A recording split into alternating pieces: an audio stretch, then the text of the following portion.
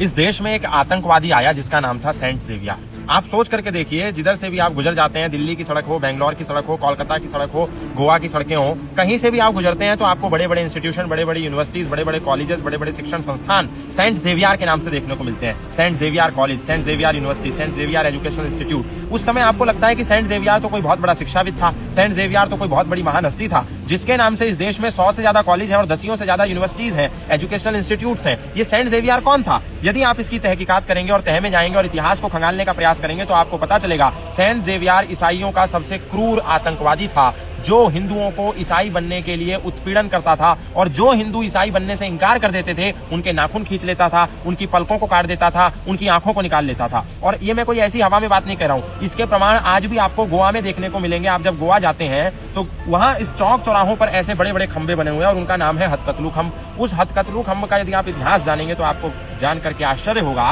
वो हथकतलू खंब एक ऐसा खंब था जहां पर सेंट जेवियर के आदेश के अनुसार जो व्यक्ति ईसाई बनने से इंकार कर देते थे तो शाम तक उनके हाथों को काट करके उस हथकतलू खंब में ले जाकर के लटका दिया जाता था, लोगों में ये भय पैदा करने के लिए यदि तुम ईसाई नहीं बनोगे तो तुम्हारे हाथ काट करके हथकतलू खंब में टांग दिए जाएंगे।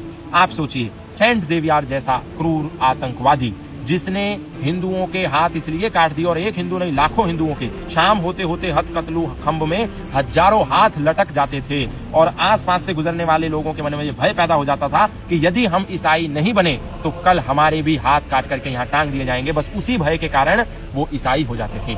सोचिए, ऐसे क्रूर आतंकवादी के नाम पर आज भी भारत में कितनी यूनिवर्सिटीज, कितने एजुकेशनल इंस्टीट्यूट्स, कितने कॉलेजेस, कितने एजुकेशन सेंटर्स बने हुए हैं और हमको लग रहा है ये कोई बहुत महान आदमी था।